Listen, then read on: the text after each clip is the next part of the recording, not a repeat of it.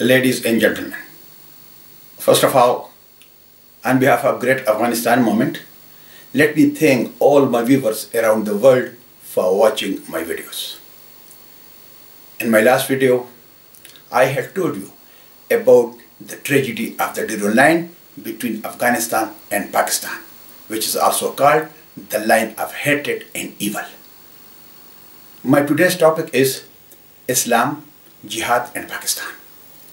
Dear friends, before the partition of India in 1947, all the communities in India, including Muslims, had been living together for hundreds of years in great harmony with each other. Their economic interests were coinciding with each other. That's why the Muslims even didn't want to participate in any agitation that could lead the country to partition. But the brainchild of British, the All India Muslim League, started to use the name of Islam to bring the Muslims together against the Indian National Congress because it was the agenda of the British Empire at that time. So, to use their famous formula, divide and rule, the British wanted to create differences amongst the various communities in India to rule them. The struggle for Pakistan by Muslim League was not against the British imperial rule, but against the Hindus on the name of Islam. Jinnah and Liaquat Khan had requested the British to stay in India for how long they want, and the Muslims will be with you. The territories in which the Muslim League leaders were residing remained in India. They came to Pakistan, which was established on the land of Afghanistan, India, Bengalis, Balochistan and Sindh. So an artificial, unnatural state came into being which even couldn't survive for 24 years and disintegrated. After facing repeated electoral failures in India, the secular leadership of the Muslim League started trumpeting the slogan that Islam was in danger. It recruited religious scholars to spread fear of the prospect of Hindu majority rule once Britain withdrew from the subcontinent. The biggest loser in this game of divide and rule were India's Muslims. In the name of Islam, they were divided into three separate parts and cut off from each other. Ironically, this division was done in the name of unity. Muslim segregationist movement that splinters India's Muslim into three countries celebrate this catastrophe as a victory. Pakistan was born as a nation of contradictions. Religion would have nothing to do with the business of the state. It would merely be a matter of personal faith for the individual. The phrase State of Islam defines the condition of a Muslim and how he or she imbibes the values of Islam to govern personal life and uses faith as a moral compass. In contrast, the Islamic State is a political entity. A state, caliphate, sultanate, kingdom or country that uses Islam as a tool to govern society and control its citizenry.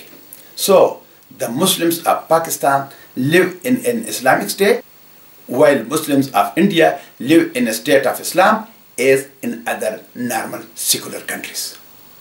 Muslims are told incessantly that true Islam can only prosper under the protection of an Islamic state. But the facts suggest that nothing could be further from the truth. Muslims living as religious minorities in secular societies like South Africa, India, Canada, United States or Britain are able to speak their minds, live under the rule of law and get equality of citizenship. On the other hand, Muslims cannot even dare to imagine such rights in present-day Islamic states like Pakistan. Pakistan should have stopped glorifying the politicization of Islam, a phenomena that has produced a panorama of tragedies and bloodshed, but Pakistan continues it. The 190 million Muslims of Pakistan have become the recruiting grounds for Al-Qaeda, not just on its own territory, but amongst its diaspora as well. The world Muslim community need to reflect on this dilemma about Pakistan. Ruling elites have made their countries a disgrace to Islam and the memory of the Prophet Muhammad, peace be upon him. From its bloody birth in August 1947 to the assassination of Benazir Bhutto in December 2007, Pakistan's history has been a ground of turmoil, war and civil strife. Army, judiciary, bureaucracy and Pakistan elites turned the country into a graveyard of its indigenous culture and languages. History was murdered on the altar of religion. In the name of Islam and Pakistan, the Pashtuns, Baloch and Sindhis were snatched from the cradle of their culture and great civilization and made permanent refugees under the hegemony of Punjab. Unlike India, where ethnically based communalism tends to prevail, but ethnic tension in Pakistan tends to take the form of sub-national freedom movements direct against the central power. The autocratic nature of the central government is viewed by these movements as evidence of Punjab domination over the other nationalities of Pakistan and the name of Islam. Pakistan's running and ruling class are Punjabis. As a result, the subordinate classes have the least to gain from the politics of ethnicity and have tended to support radical and religious movements instead. Pakistan was founded on the principle of Muslim nationalism, but it has always been a very weak force in modern Pakistan. But only Punjabi defined their identity as true Muslim, for whom Pakistan was created, and other nationalities think themselves the hostages in the hands of Punjab. Punjab is the dominant province of Pakistan in terms of its economy, population and representation in the government. For Punjab, the rest of the country is territory to which they export their problems. It is in the Punjab's interest to keep Pakistan united with the help of powerful Punjabi army, bureaucracy and judiciary. In the real sense, Pakistan is Punjab and Punjab is Pakistan. That's why there is no major regional movement in Punjab. The dominance of the Punjabis within central government has led to an authoritarian system, where the absence of the political negotiation has compounded the sense of alienation felt by subordinate ethnic groups, and they want to get rid of Pakistan as soon as possible and make it a part of history. I am sure a living witness to how dreams of hope and enlightenment can be turned into a nightmare of despair and failure. Promises made to the children of my generation that were never meant to be kept. Pakistanis in Islam are standing naked in the middle of the town square and the whole world is watching. The anti-Americanism of the Islamists in Pakistan is not about the United States but reflects their contempt for the liberal, social, democratic society the world has built and its emphasis on liberty and freedom of the individual itself. But in Pakistan, a vibrant democracy was strangled by the egos of authoritarian dictators, both civil and military. When Lord Mountbatten tried to explain to Jinnah that under Pakistan's interim constitution, the Governor General was a ceremonial head of state and real power lay with the Prime Minister. But Jinnah told him curtly, in Pakistan, I will be the Governor General and the Prime Minister will do what I tell him. And that is how history would record his 1 year in office. After having revoked the authority of the Muslim League parliamentary group, Jinnah chose the country's new Prime Minister Liaquat Ali Khan. He also named his Prime Minister's first cabinet for him, and if that was not enough, as a Governor General sat in cabinet presiding the cabinet meetings. Jinnah broke another sacred principle of democracy. He dismissed the duly elected provincial government in the Northwest Frontier Province, NWFP, now Khyber Pakhtunkhwa, which borders Afghanistan. Dr. Khan said the chief minister of the province had a comfortable majority. First, Jinnah told to the governor, who was British, to dismiss the NWFP government, but he replied that it was against the democratic norms. But Jinnah replied, don't say me anything about democracy. And then government was toppled on the order of Muhammad Ali Jinnah. Jinnah installed his own party as the government, but when it failed to get a vote of confidence, he arranged to have all the dismissed members arrested, creating an artificial majority. From Pakistan's inception, the people of the NWFP the Pashtuns were treated like the riffraff of the society, and that alienation has left scars. This alienation contributed to Pashtun nationalism. Later, this sentiment would be tapped by Islamists to create the Pashtun Taliban of today, which could crush the Pashtun nationalism and their sentiments to get rid of Pakistan and annex their motherland, Afghanistan.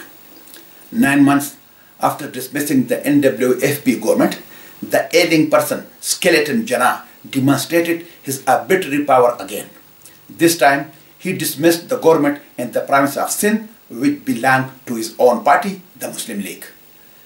And as if these were not enough, the ailing leader of Pakistan then tried to stage palace coup inside the provincial government of Punjab, but he had forgotten that Pakistan was Punjab and Punjab was Pakistan. As a result, he was shown the middle finger by the Punjabis. In 1948, on Jinnah's order, Pakistan army invaded Balochistan. And all these actions were taken place in the name of Islam and Pakistan. Mixing religion and politics is not only a disingenuous political tactic, but its results are catastrophic.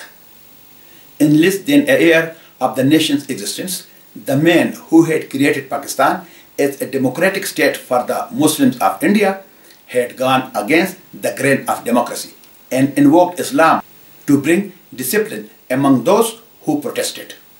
Mere weeks before he passed away, declared to the country's majority Bengali population that their language was not worthy of being the nation's national language, as it was not a Muslim language.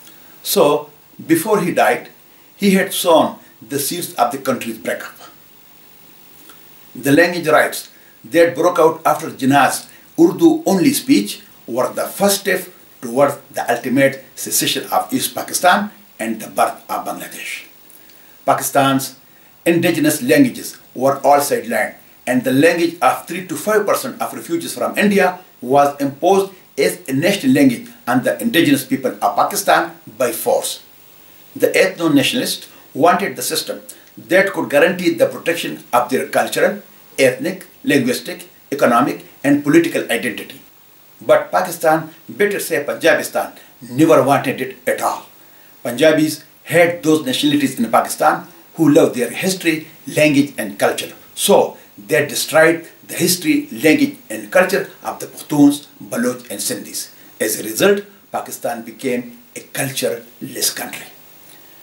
Due to the post-colonial mindset, the inherited Pakistan bureaucracy has suppressed the societies of the Pashtuns, Baloch, Sindhis, and minorities rather than to organize them for development.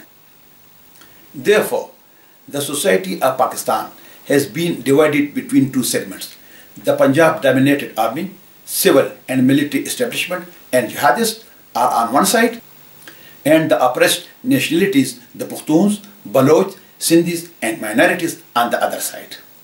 And these two segments feed each other in opposite directions, which have generated the nationalist freedom movements in Pakistan since its birth.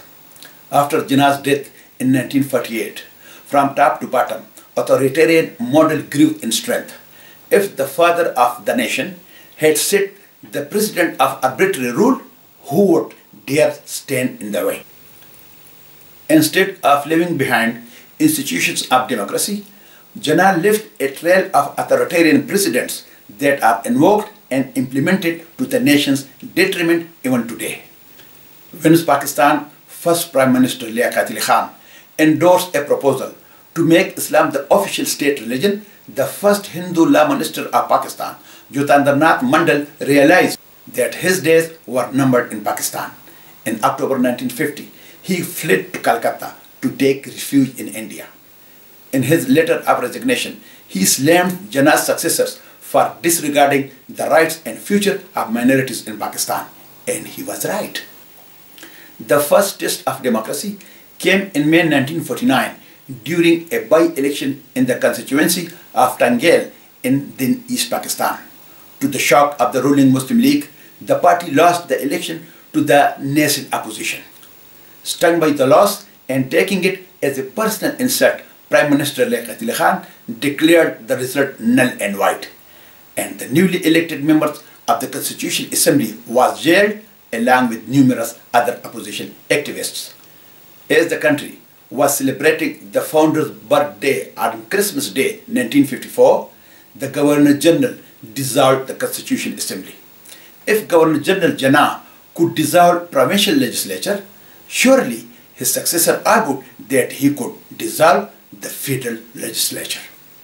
The country's politicians knew the value of Islam as a political weapon, and they were not about to surrender the goose that lays the golden egg. The strategic partnership of Britain and the United States of America put Pakistan in conflict with its Arab friends. When Israel, Britain and France invaded the Suez Canal in 1956, Pakistan's government shamefully backed the invading armies instead of Egypt. Pakistan has always been a hotbed for the terrorist ideology, often referred to as jihadism. It is an integral part of Pakistan's foreign policy since 1947 till now. The core, this ideological foreign policy, rests on a particular perception of Pakistan's security environment. All the roads lead to Pakistan in the context of planning, training, recruiting, and orchestrating regional and global terrorism in the name of jihad. Pakistan was created under the holy name of Islam, but it has been using the Islamic militant groups as a foreign policy tool against Afghanistan, Kashmir, and India since its birth in 1947. Pakistanis believe that India is an existential threat to Pakistan. It is another question that all the wars with India were initiated by Pakistan and was terribly defeated, including the humiliating surrender of 93,000 Pakistan army to Indian army in no time in Dhaka, now the capital of Bangladesh. Islam and Islamic unity were not only the principal drivers of the ideology of foreign policy of Pakistan, but Pakistan has always been using it to crush the nationalist freedom movements on the name of Islam and Pakistan, and gave the Pashtuns, Baloch, Sindhis in the hegemony of Punjab as its hostages, because more than 80% of Pakistan army, judiciary and bureaucracy belong to Punjab. But above all, the ideology of Islam was also used just as a tool to create Pakistan by the so-called founder of Pakistan, Muhammad Ali Jinnah, who himself was not only a non-believer, but morally he was a very corrupt person. He was not a politician, but a lawyer and just a British agent. That's why Pakistan is an artificial and unnatural state which does not represent the reality on the ground. Pakistan tried its best that Islam could be a substitute for nationalism as the basis of Pakistani identity. Pakistan's Islamic identity would thus be an ideological safeguard protecting its territorial integrity, but it failed terribly and got disintegrated. Pakistan's army and establishment, with the close nexus with the religious organizations, tried to suppress the Bengali nationalism and the Pashtun nationalism on both sides of the imaginary line, Durand line, but as a result, East Pakistan became Bangladesh in 1971, and the Durand line is on the way to be vanished as soon as possible forever. The Pashtuns, Baloch and Sindhis have been struggling for their freedom from Pakistan since 1947 till to date. Pakistan's leaders have always been consistently worried about ethnic and linguistic nationalism and trumpeting Pakistani nationalism, but it did not succeed. As a result, the other nationalities except Punjabis better say to themselves the Pashtuns, Baloch, Sindhis rather than Pakistanis. Instead of bringing them in the mainstream of life, Punjab-dominated Pakistan pushed the Pashtuns, Baloch and Sindhis to radicalism and excluded them from a legitimate role in their country's governance. Punjab is not ready to share power with anyone in Pakistan. They didn't do it with 54% Bengalis, where the Punjabis were 25% of the population of Pakistan at that time. Therefore, if the 15% Pashtuns and 7% Balochis think that they will be given their rights in Pakistan, are living in fool's paradise. Geography and history are key factors in shaping the foreign policies of most nations, but Pakistan's policymakers emphasized ideology as the third dimension because Pakistan does not have any its own geography and history. Punjab-dominated Pakistan army, civil and military establishment have always been pursuing a policy of creating a unitary state national identity of Pakistan and negating the existence of the multi-ethnic and plural reality of the society. And this identity crisis, as it appears from the center, is not being appreciated and supported by non-centrist secular and nationalist perspectives. As Pakistan was created on the name of religion, so the growth of religion in governance, policy making and its implementation, especially in relations with India and Afghanistan, and crushing the ethno-nationalist identities, has strengthened the religious content of the Pakistan's identity question. Islam has been used as a tool of policy by Pakistani state throughout its existence. It has been used both in foreign and domestic policies. The example of the foreign policy is the interference of Pakistan in Afghanistan and infiltration in Kashmir on the name of Jihad, and in domestic policy is the suppression of the Pashtun and Baloch nationalism. Pakistani establishment has always found Islam a good tool in its Indian policy and in crushing the Pashtun and Baloch nationalist separatist movements within the country. Punjab-dominated Pakistan army and establishment have always considered secular, nationalist and democratic forces a challenge to its hold over power. This provided the base for the alliance between the religious organizations and army, and thus army came direct into the power politics of the country, both in foreign and domestic politics. It assumed the responsibility of guarding the Islamic ideological identity and frontiers of the country. Projection of threat of India and Afghanistan is fundamental to the survival of Pakistan establishment, both civil and military. Pakistan has put the Kashmir issue at hot burner overtly and during line issue with Afghanistan covertly. Crafting a Pakistani identity was considered a matter of national survival. Further, the religious-based identity feeds the conflict with India and crushed the nationalist and separatist Pashtun and Baloch movements in Pakistan. Religious rights in Pakistan has considered ethnic nationalism as an enemy just for the survival of Pakistan. The military and mullahs regarded those Pakistanis who professed the secular, ethnic and cultural nationalism as their enemy. Pakistan is a heterogeneous country with ethnic, linguistic, and regional diversities and socio-economic disparities. But accommodating these identities in the national mainstream, Pakistan failed terribly. But a monolithic notion of national identity and authoritarian political culture was established against these identities and their interests. As a result, a fragmented Pakistani society came into being.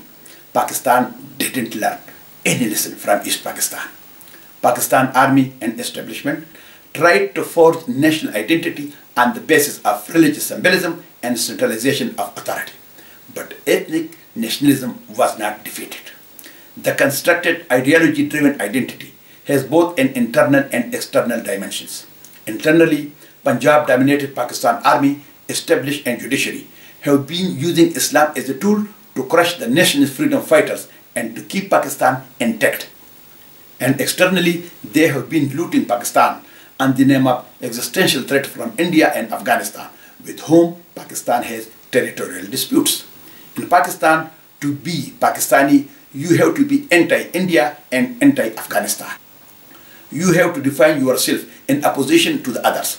That is the reason that with its neighbors, India, Afghanistan and Iran, the relations of Pakistan have always been extremely tense.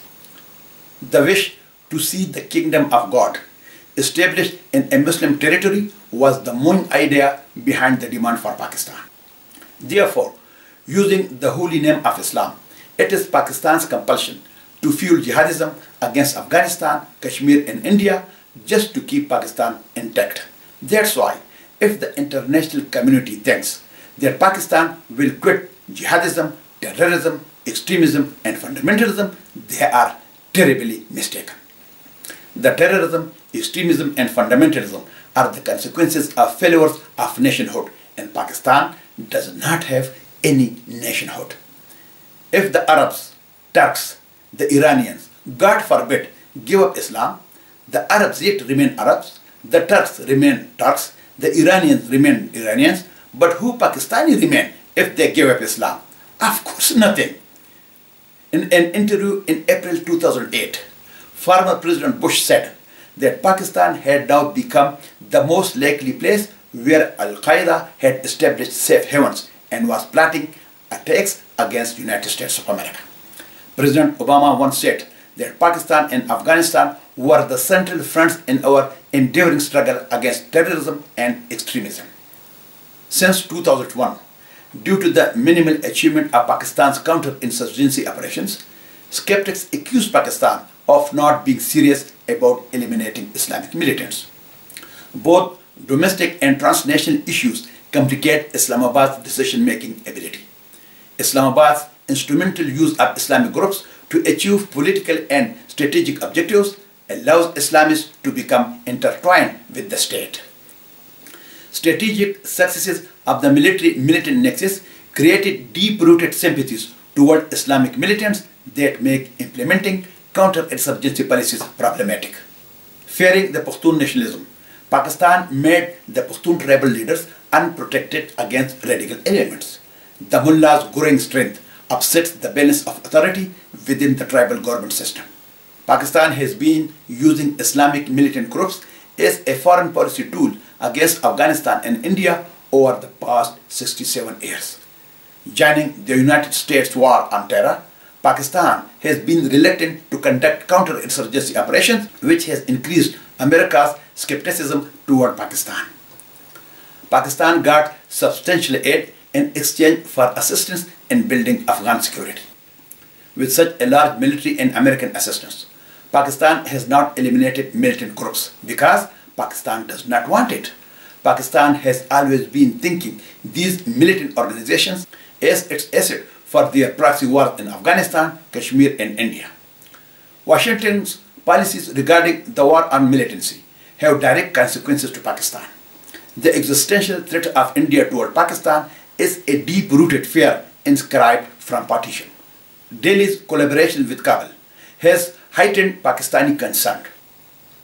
The United States pro-Indian foreign policy has alarmed Islamabad.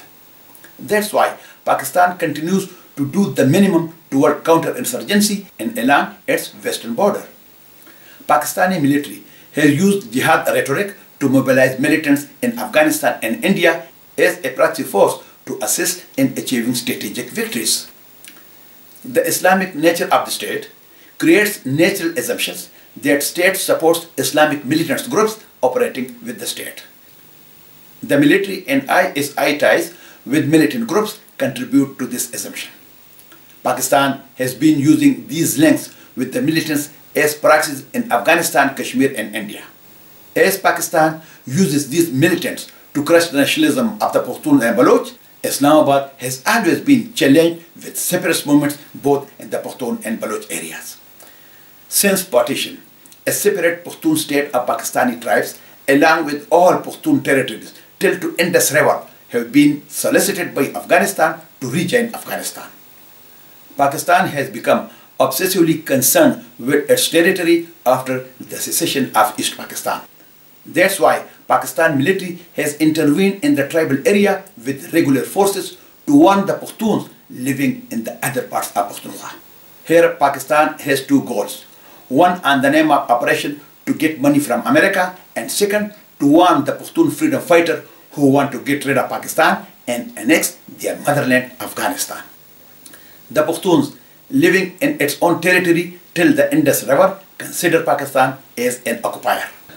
The ungoverned territories of FATA for insurgents under the cover of Pakistan military and ISI recognize and launch offensive operations in Afghanistan.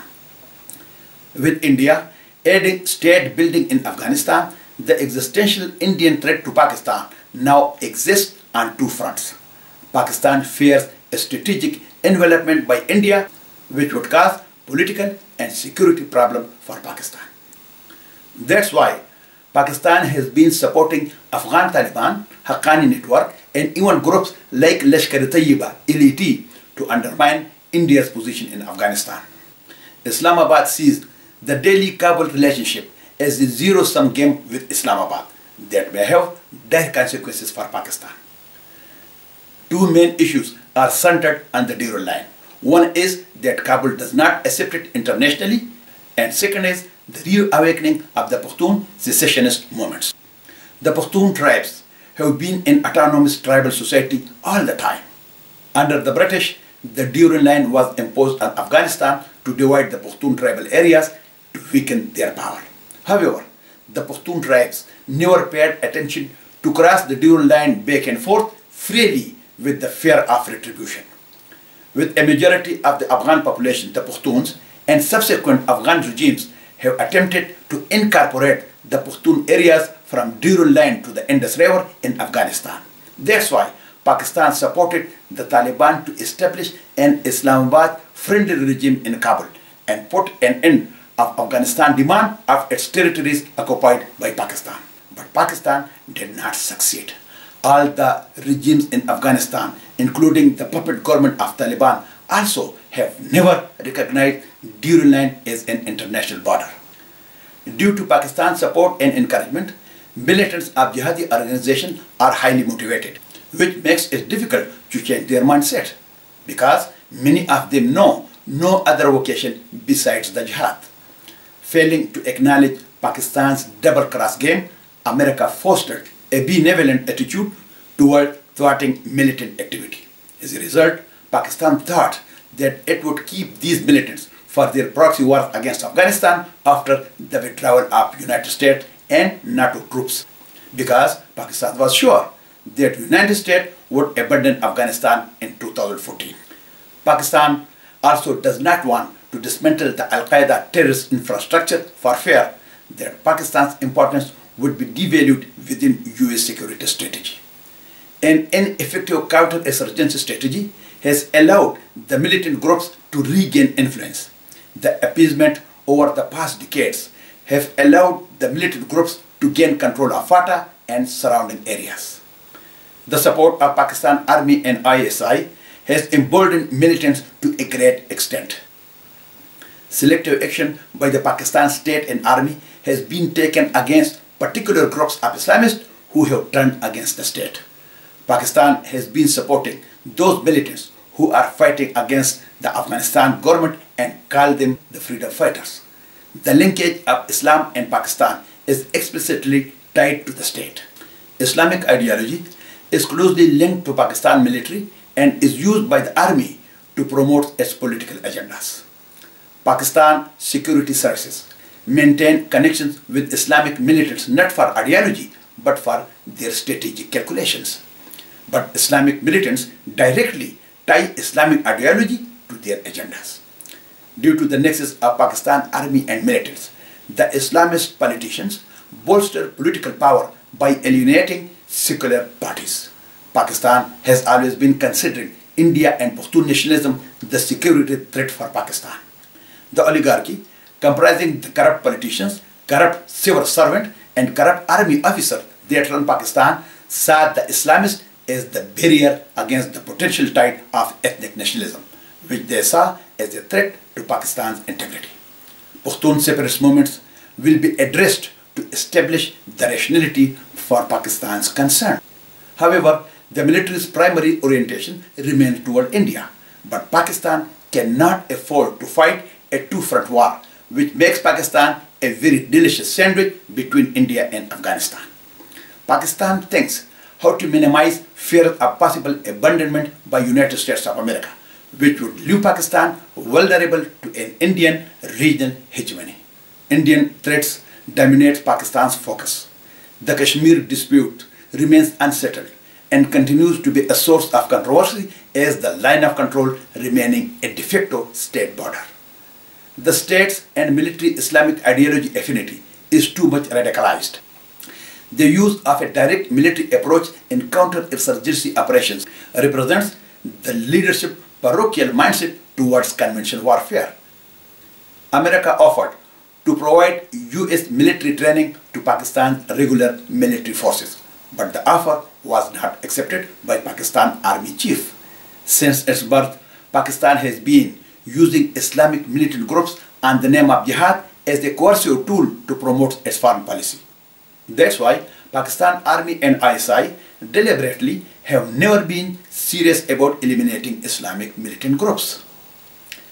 Indo-Pakistan security competition is a structural problem, as state proximity to one another is a key variable in interstate conflict. Sometimes the conflict was de-escalated by political means because Pakistan recognized that the nuclear umbrella did not provide protection against India's military capacity. India's new doctrine called Cold Start is designed as a high-intensity, short-duration armored strike to seize limited swaths of terrain that would be used in post-conflict negotiations.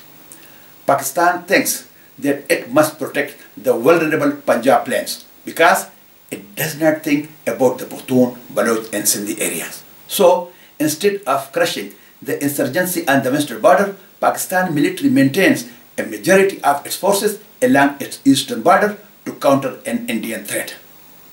Punjab-dominated Pakistan thinks that they will be trying to keep intact the Pushtun, Baloch and Sindhi areas to Pakistan for how long they can. But Pakistan will be terribly defeated as in East Pakistan in 1971.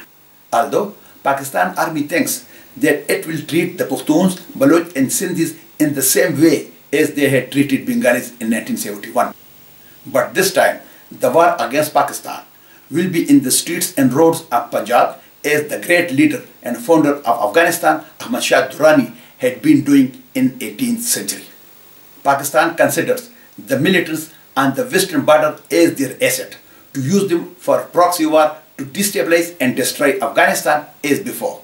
But the America's change in its Afghan policy signaled to Pakistan a strengthened US commitment to the region, particularly to Afghanistan.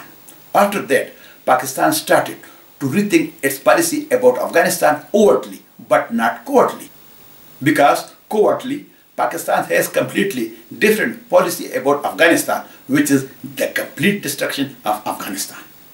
Pakistan cannot afford to fight a two-front war without foreign assistance. So, for the time being, Pakistan mercenary army took money from America to start so-called operation against the militants in North Waziristan. But before starting the operation, the Haqqani network and good Taliban had been warned already to leave the area. Pakistan promoted Islamic fundamentalism to achieve political and strategic objectives. Pakistani leaders accepted those militant groups that continued to align themselves with Islamabad's objectives. Ex-President General Pervez Musharraf on one side was appeasing the United States and on the other side religious militant groups. Islamic militants are used instrumentally to further Pakistan's national interests, specifically in Afghanistan and Kashmir. Pakistan identifies the manipulative power of Jihad to organize jihadi groups as a foreign policy instrument to achieve strategic objectives. Pakistan first used them in Kashmir in 1947. The tribesmen of Khyber Pakhtunkhwa were recruited under the fabric of Jihad at that time. During the 1971 Bangladesh crisis, the Pakistan Army used Islamic groups Al-Shams and Al-Badr to intimidate East Pakistani secular leaders against challenging the West Pakistan political regime. And now, Pakistan has been using these militant groups for the same purpose in the Pushtun, Baloch and Sindhi areas. The Inter-Service Intelligence Directorate ISI considers these militants fearless fighters and malleable to Pakistani desire. Young Pakistani and Afghan refugees were militarized and indoctrinated into a jihadist culture through a flourishing madrasa network. Many of madrasas teach a fanatical form of Islam. Some of these institutions are reported to give a measure of military training. Further, the religious-based identity feeds the conflict with India and crushes the nationalist Pushtun and Baloch movements in Pakistan. Pakistan, under General Ziaul Haq, not only volunteered to become the main conduit for supply of arms to the Mujahideen, but also facilitated the opening of thousands of religious seminaries in Pakistan and Afghanistan, where the militants were indoctrinated with radicalism. The rise of religious extremist organizations in Pakistan was a logical corollary to the hyper-patronage of Afghan Mujahideen.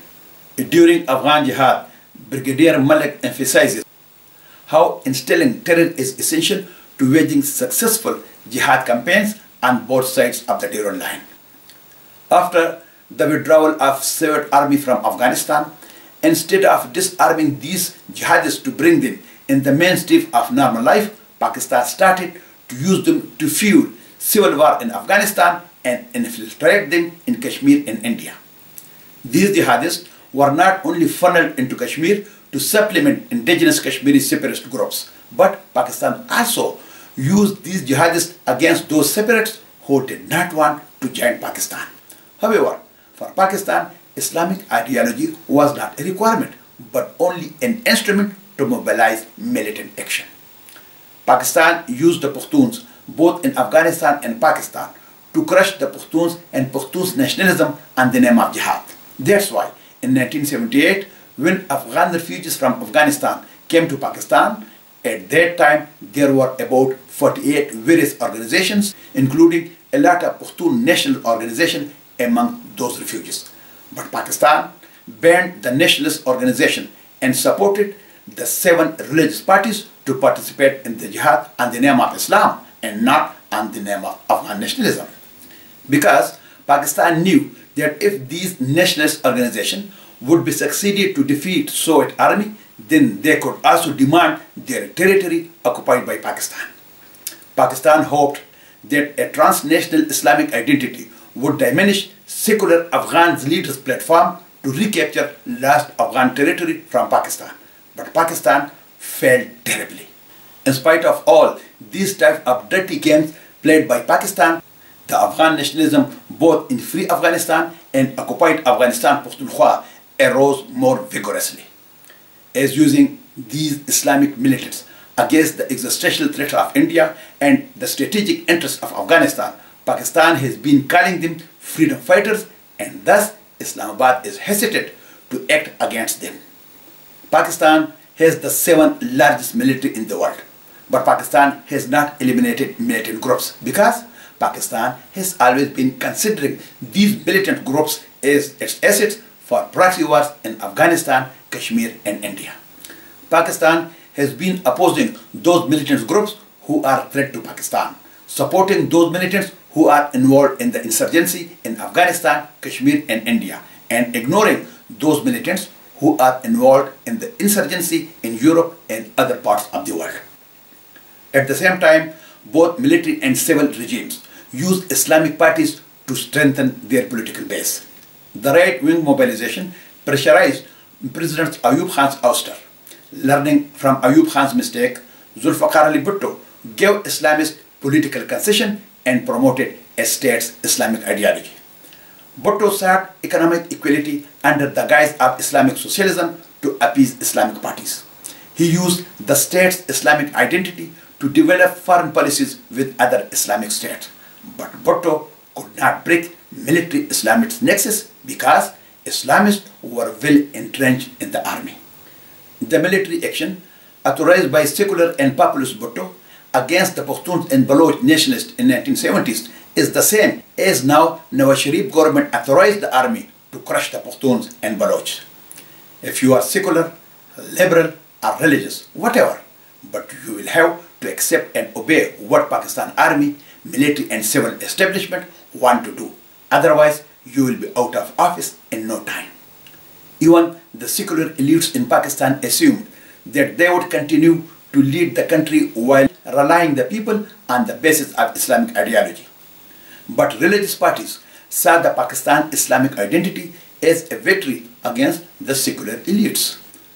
After Bhutto, General Ziaul Haq allowed the Jamaat Islami to infiltrate into governmental institutions. This practice continued with Nawaz Sharif as head of the Islamic Jamhuri Ittihad, who had explicit ties with Jamaat Islami. Shia Benazir even supported the Sunni-oriented Sipahi-e-Sohaba Pakistan to bolster her position against the opposition party Pakistan Muslim League in the mid-1990s.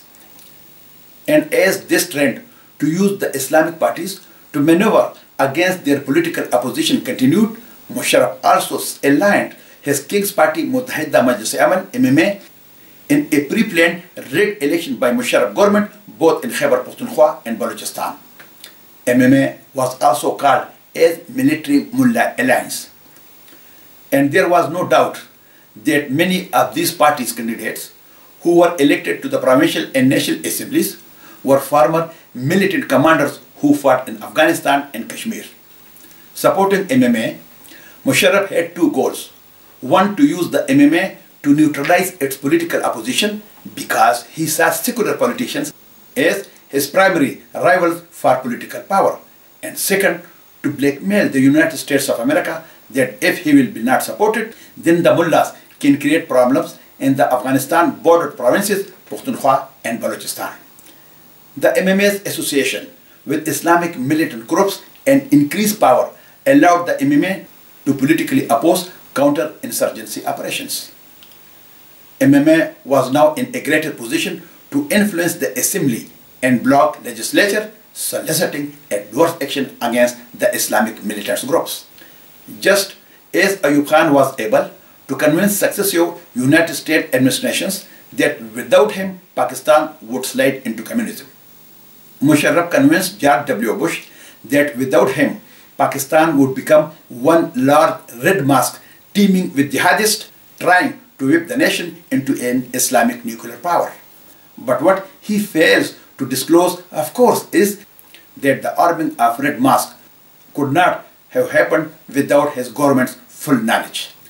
There is no way that machine guns, rocket launchers and ammunition could be taken into the heart of Islamabad, next door to government ministries, without arousing the suspicion of the country's security agencies. It is time to learn a lesson from the experience of Pakistan and come to the conclusion that the myth of an Islamic state can only serve the interests of Islamists and not its citizen or Islam, and definitely not its non-Muslim population. As the military and Islamic groups had always been in close ties with each other, ISI officers had also strong relationship with the Taliban and other Mujahideen groups of Afghanistan. As a result, the military has also been radicalized.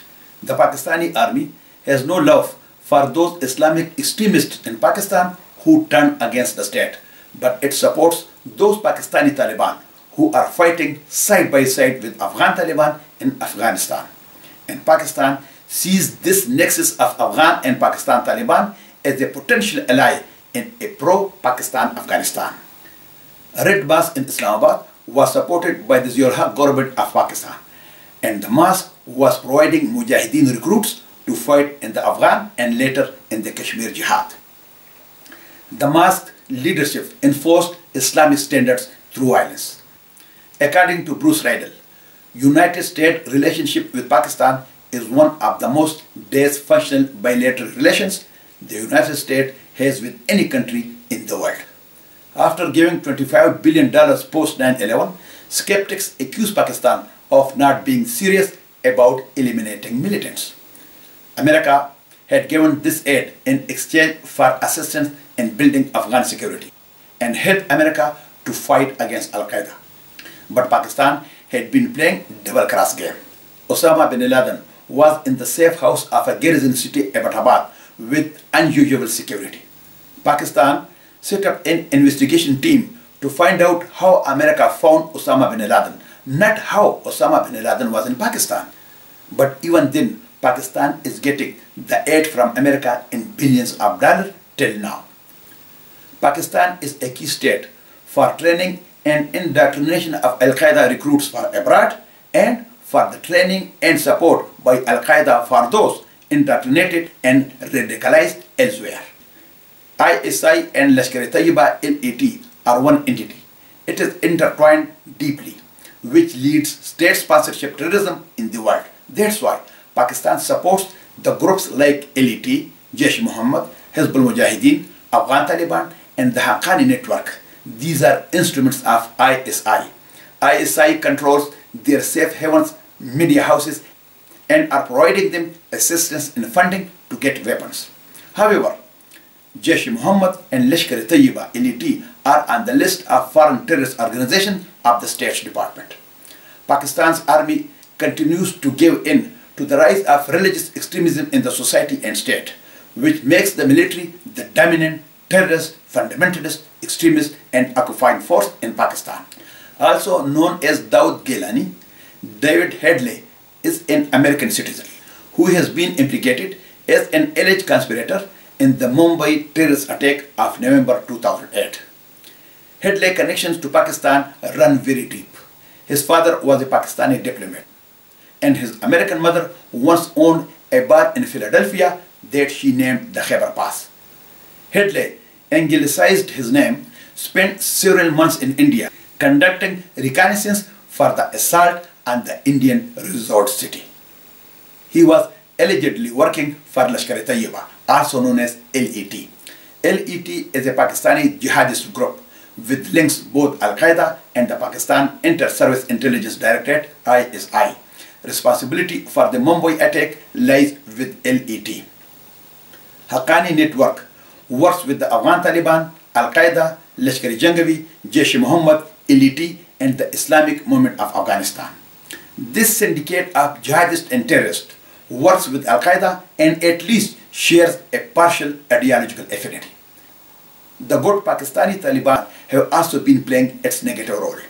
All these organizations are working under the cover of Pakistan Intelligence Organization ISI, and Pakistan has been using these jihadists and terrorists for their proxy wars not only in Afghanistan, Kashmir and India but in the world as well.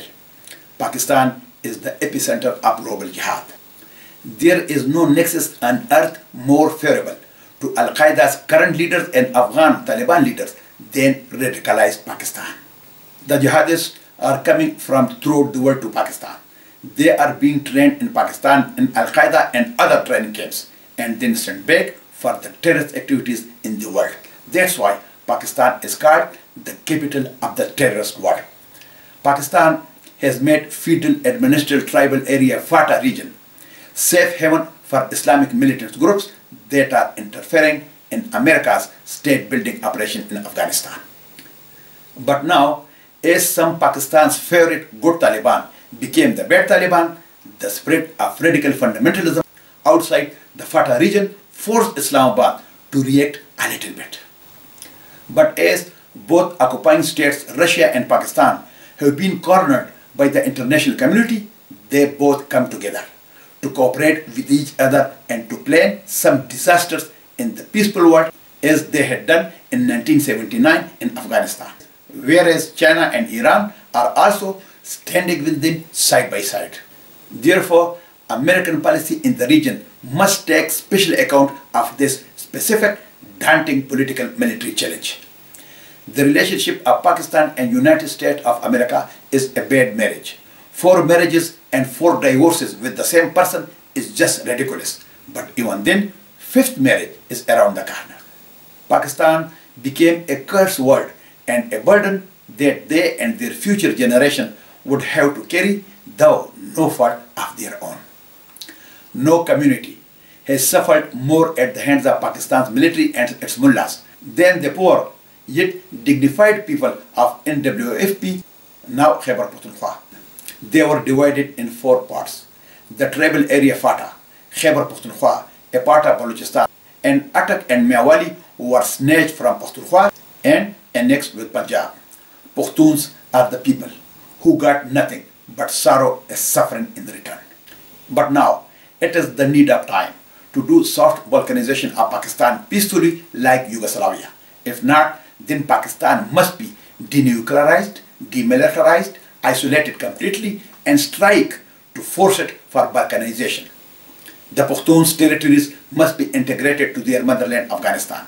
Balochistan and Sindh should also be given freedom. Otherwise, the international community must expect anything terrible and disastrous from Pakistan anytime, anywhere in the world. Therefore, being a proud Pashtun of Khyber Pakhtunkhwa, the Afghan territory occupied by Pakistan, I have started a movement on the name of Great Afghanistan Movement to get rid of Pakistan and annex our motherland to Afghanistan. Long live Great Afghanistan. God bless you all, my viewers.